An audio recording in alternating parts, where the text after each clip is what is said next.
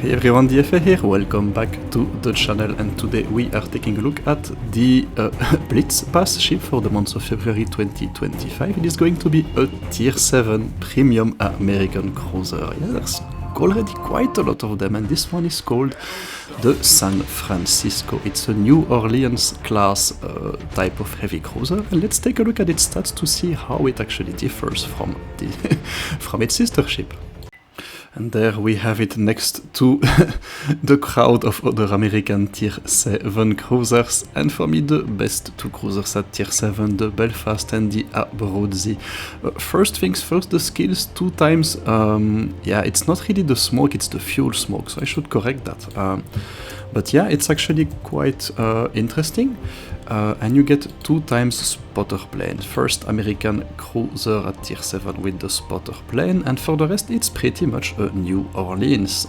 Survivability it's pretty comparable, concealment is comparable, maneuverability is comparable, it's not great, let's be honest. And the guns, you get also 9 203mm guns with a range of 10.5 kilometers. It's not great. It's not great, it's certainly less than the Abruzzi with its 12.3 kilometers. The HE DPM, it's not great as well, 29,000. Yes, the damage per shell, it's a little bit higher than the New Orleans, but for some reason the fire chance, it's a little bit inferior. As a result, HE with that thing, it's not going to get you anywhere.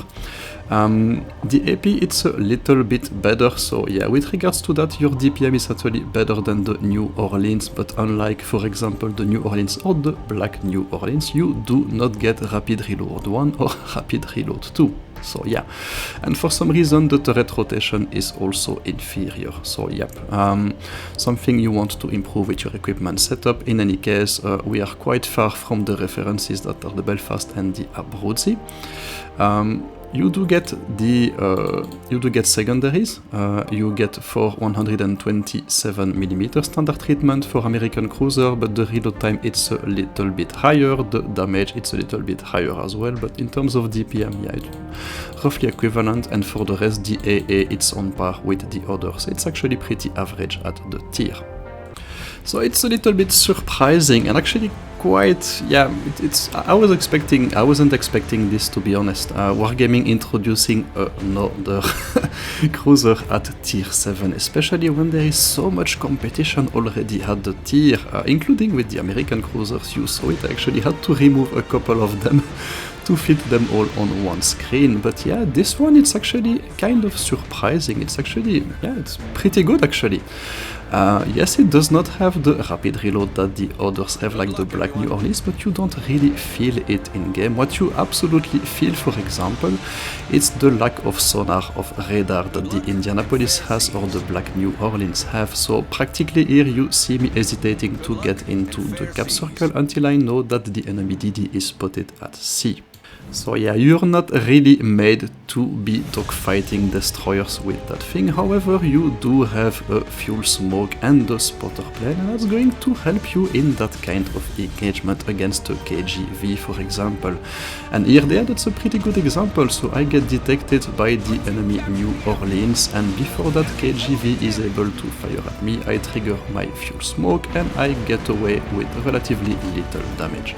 So there you go. In terms of survivability, that's definitely a boost, and yeah, 3 cruisers versus 2, I'm not going to stick around here. I do have an opportunity with that Molotov, and this is where, you know, you would like to have the rapid reload to be able to finish it, but luckily for us it takes a salvo from our battleships and it goes down very, very quickly. You do not have the AA of the New Orleans, so if that, yeah, it's a bit sad, but you know, it is what it is. And we're going to stick with our team here because we do control all the bases, and yeah, there is no need for me to get involved at A at the moment. I'm going to see if I can actually catch that Lion, and I do, because I do have a spotter plane. So no AA to punch the torpedo bombers of the Graf Zeppelin in the face. A bit annoying. I would have loved that that thing had more AA at Tier 7, because you really need something to punish those Kagas and those Saipans, but it is what it is. What is certainly have is punchy guns, just like the others 203mm cruisers at the tier. You do get quite a fair amount of citadels with that thing, and it's able to deal a reasonable amount of damage. So actually the lack of rapid reload, you don't really feel it, to be honest. I've played a couple of battles with it and I've never felt that the damage output was a problem with that thing.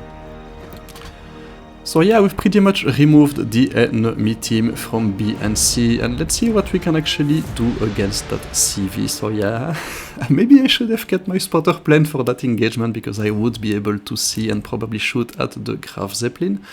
But yeah, you get the idea. It's a new capability for American cruisers at tier 7, and it's actually pretty interesting, so it adds another layer of fun to the thing. Obviously, if you do not see them, does not mean that you cannot hit them. And there you go. Against that kind of targets, our guns are certainly dealing quite a lot of damage, so yeah. Also, it's an American cruiser, so you notice that it's not super fast, so yeah, you kinda have to pick your fights with that thing, but there you go. At that range, now we start seeing the Graf Zeppelin, and we can quietly finish it before we actually turn to A and see if we can deal with the rest of the enemy team. So you see the space camo that comes with it. So there are two camos, the historical camo and the space camo. The space camo is the better one. It does increase the range of your secondaries versus I think the range of some of your AA guns with the historical camo, so it's probably going to be behind the more expensive version of the Blitz pass, and you see that it kind of looks like a tier 7 Buffalo, which is not bad if you ask me. And when you're shooting the secondaries, it looks like you're actually shooting some kind of snowflake, so yeah, whatever. But yeah, you see that dealing damage, it's absolutely not a problem with that thing. Penning enemy cruisers, absolutely fine, and yeah. Let me see if we can actually... No, we do not finish that poor Dallas, but we do have another New Orleans right next to us, and I'm going to activate my fuel smoke to give myself the time. There you go, these are the snowflakes. To let myself get into position, and before I can actually engage that thing, I would say, in a fair fight. So yeah, let's see where it takes us. We are both at full health, and yeah, see, quite a lot of citadels with that thing actually. It's actually pretty good with regards to that. So yeah, I'm going to bow tank him for some time while I do get a few guns on target, and yeah, let's see what we can actually do to him. This is obviously where that kind of cruisers shine in those mid-range, short-range engagements, where you can get your main guns on weak spots, where I don't need to be aiming at weak spots with this one, and your secondaries on target. But there you go, the enemy New Orleans is going to make a mistake. It's going to drift towards that island, and that will allow me to finish him off. There you go, I'm going to present my small profile, and I'm going to see if I can actually hit him while I'm running away. So there you go, the San Francisco. It's actually a pretty interesting ship. I would have thought the first time I saw this, I asked myself, like, why would you even do this at tier 7? There's like already, I think, 6 or 7 other American cruisers, quite a lot of premiums actually, so why would you actually introduce that thing? Well, they've actually done a pretty good job with this one, because it's quite fun and it's also different from the others. It's not better, it's not worse, it's just different. The spotter plane, the fuel smoke, it lets you do things that the New Orleans, the Black New Orleans, the Indianapolis or the Helena cannot do. And they can do things that the San Francisco cannot do as well. You saw it at the beginning of the battle, entering a cap with that thing with no destroyer to scout for you. Yeah, you have to be careful, huh? But at the same time, the fuel smoke lets you get away with mistakes, so that's actually pretty nice. It's also beginner friendly for that reason as well, a little bit more than the others, so definitely recommended if you're a new player.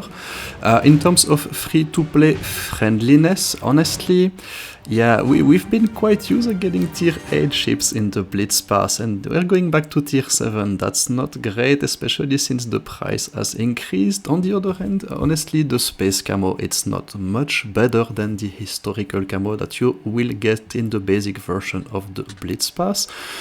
So overall rating 3.5 stars out of 5. Certainly a good ship, they've done a good job, it's actually quite well balanced. Whether you should add it to your arsenal, it's entirely up to you. We don't know what the prices will be this time, let's wait and see. So yeah, that's the end of my review of the San Francisco. Hope you've enjoyed it, learned a couple of interesting things. Stay safe, take care. That was DFA signing out, bye bye.